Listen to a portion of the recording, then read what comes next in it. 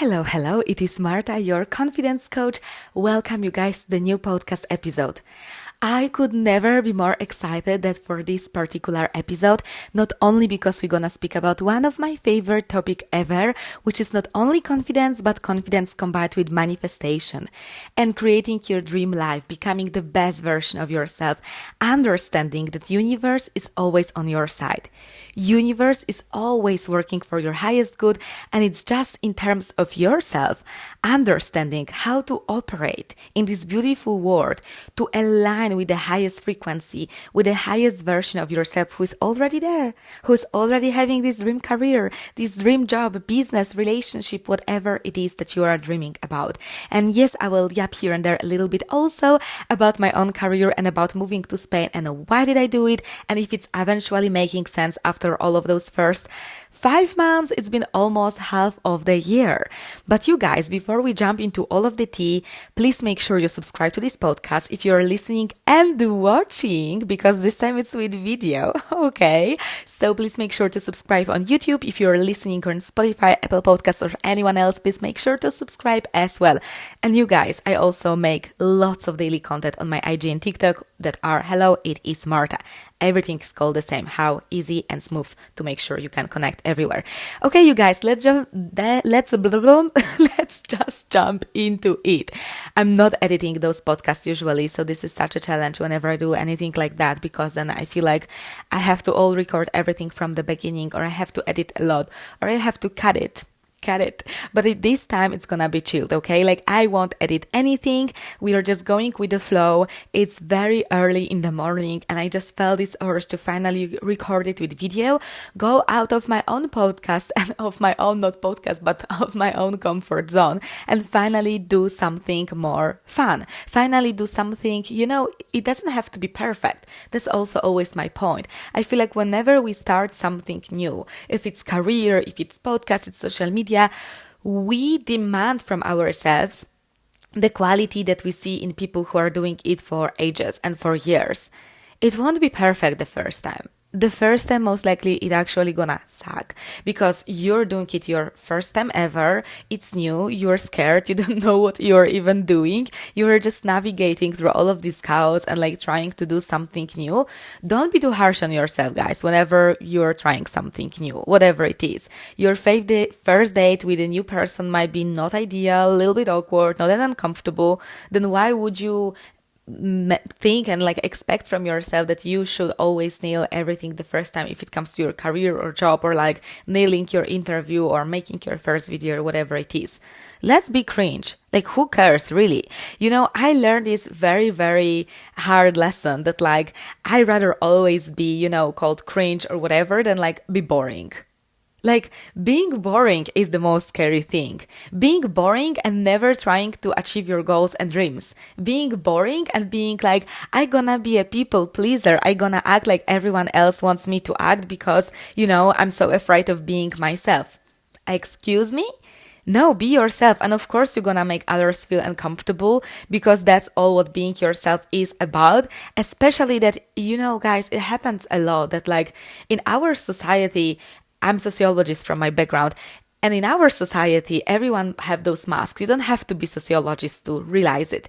We are all acting and playing those roles wherever we are, and it's never about like being truly ourselves. Like usually it's about, I have to be extremely professional here. Here I have to be more fun. But this is my partners, I have to be fun, but also a little bit mysterious. Like, we are putting those masks and play with it in our society every single day, which first of all, kind of like nothing wrong with that, but also that's why whenever someone comes there and shows like absolutely unapologetically yourself, everyone else around is quite uncomfortable with that. That's exactly why people gonna call you cringe. It's not because you're cringe, it's because others are uncomfortable with you being so comfortable being yourself. Because it's literally intimidating and people are not used to it, and people will feel like if you're yourself to that extent, they probably should also be themselves. Like, they should probably stop wasting their lives of pleasing anyone else and just like being in this comfort zone, I don't know, it's like killing their growth and potential zone rather, but like they see you being yourself, they see you going for those big dreams. That's also similar thing why whenever you have these very big dream in your head, in your heart, and you feel like you want to do something big. You want to take a leap that for all of your other friends and like maybe even family, and they might have the best intentions in heart for you, but yet they might feel like this is so unrealistic, this is so unresponsible, this is so immature, impossible, you call it, or they call it. They only gonna tell it because it's intimidating for them. And yes, they might be your best people, they might love you, but yet they might feel like you're going like onto something big in your life. Maybe, they have, even in their subconscious mind, it doesn't have to, again, come from any bad reason, but even in their subconscious mind, they feel like intimidated because they might be like, you're going for all of those things. They never did. They never did take a leap. They never moved abroad. They never followed this big career goal. They never advocated for themselves. They maybe never like posted on social media or maybe that was not even age of social media, or maybe because they just feel like it's freaking cringe. And that's okay. People can have their own opinions. People can think whatever the F they want about you, about others, about the world, but you can create your own beliefs. That's the most beautiful part of it. You don't have to follow anyone else's opinions or beliefs about how it is, how it works, about what is possible, what it's not. You can make your own definitions of what's possible, of what's success, because maybe people around you, like it pisses me off so much so many times whenever I see on LinkedIn people being like, oh, why would you follow shiny success? Just follow freedom, just like, be happy with whatever, because like, why wouldn't you just settle and like be happy in your life? Why would you follow success called money or job title or promotion? Why would you want to? Why not? What there is that separates in those people's opinions happiness and living your happy life and loving your family and spending time with them and loving those every single little pleasures of everyday life, but at the same time being ambitious and having those big goals, and maybe living luxury life and moving abroad or whatever else you're dreaming about. There is never such a thing like a too big goal or some goal that you shouldn't be pursuing because someone else is kind of thinking that in their opinion this goal is too big and you should have more average dreams. Excuse me? They are just intimidated. This is what happens whenever someone is telling you something like that. I know it's harsh, true. I can hold your hand when I want to tell it, but like this is how it works. No one who is on the same like kind of league with your dreams won't tell you you're dreaming too big. It's the same as like no one ever who is more successful than you will tell you what you're doing is bad or you should stop or you're not good enough to do it. Oh, like trust me, no one. And I know it for a fact because for 1 year, as you probably know, I've been like full-time business owner. So like almost 2 years ago, I did quit Amazon. I started my own business. So I was like from 9 to 5 to full-time business owner. I was doing my own damn thing for literally full 1 year. And you know what I realized?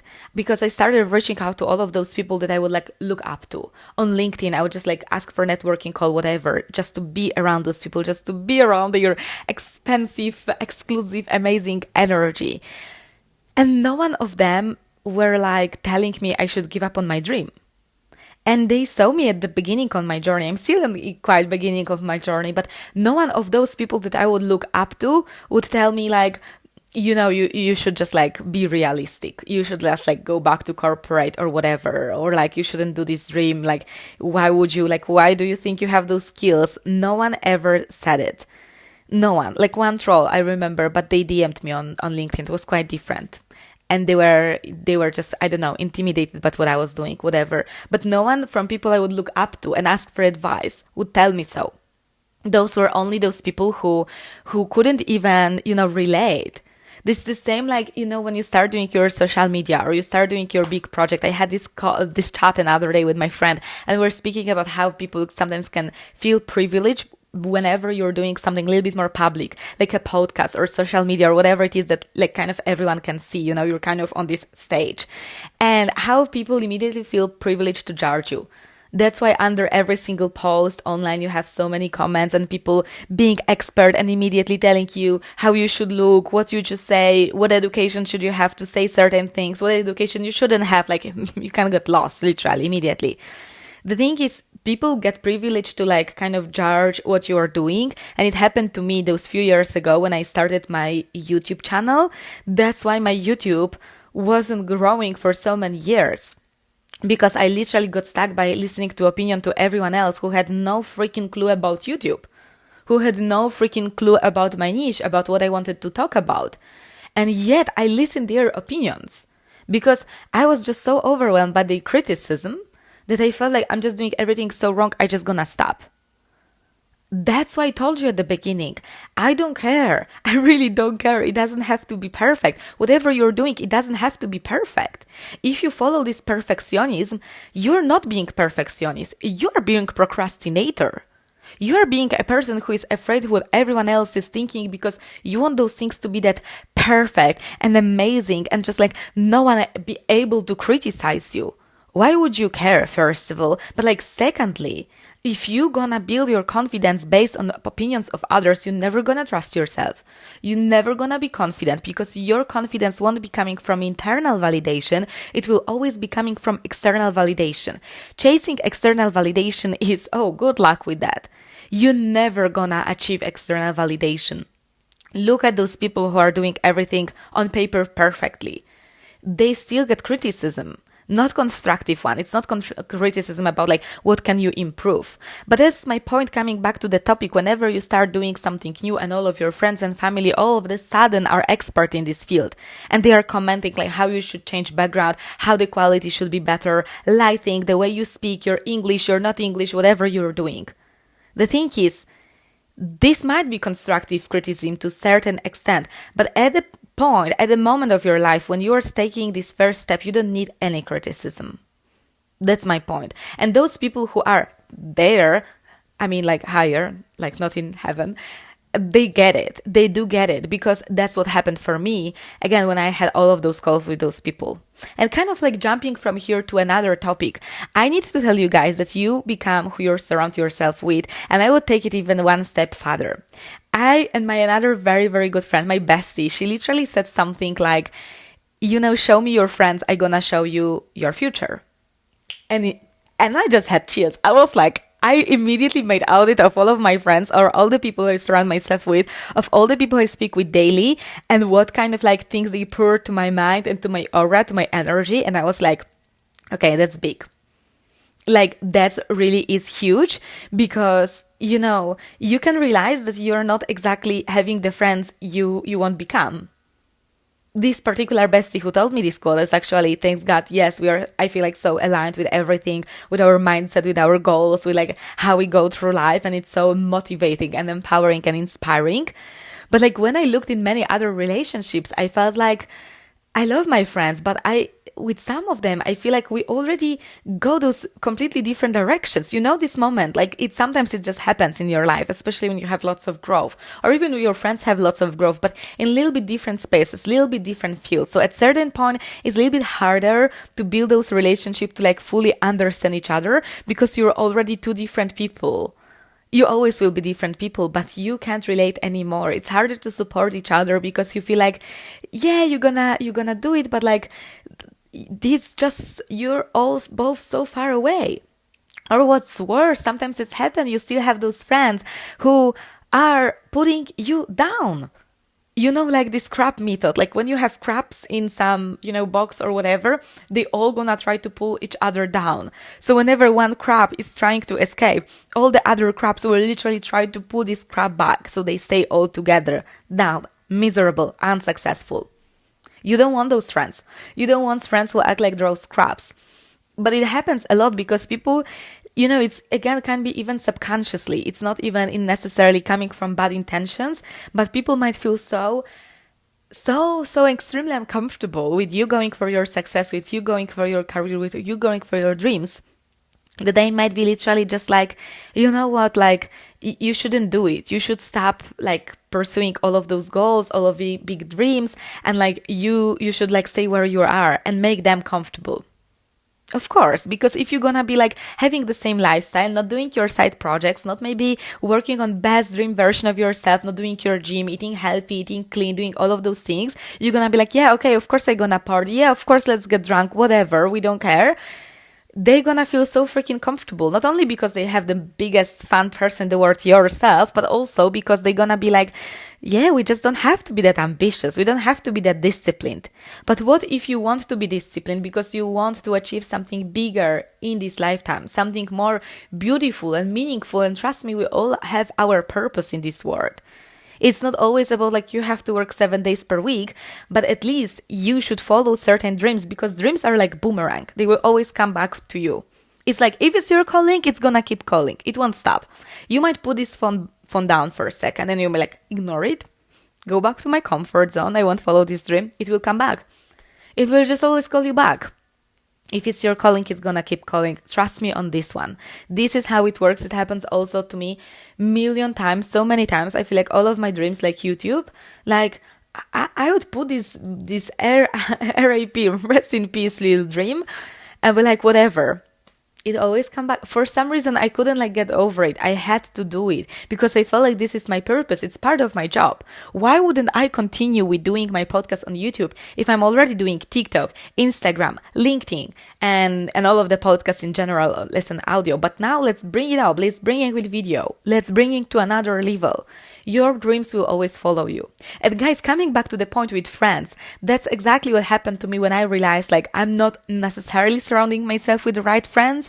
It's not that they have really not the right intentions to me. Like, I think there are lots of them are beautiful and pure souls, but we don't necessarily, get each other anymore in certain fields. And I understood.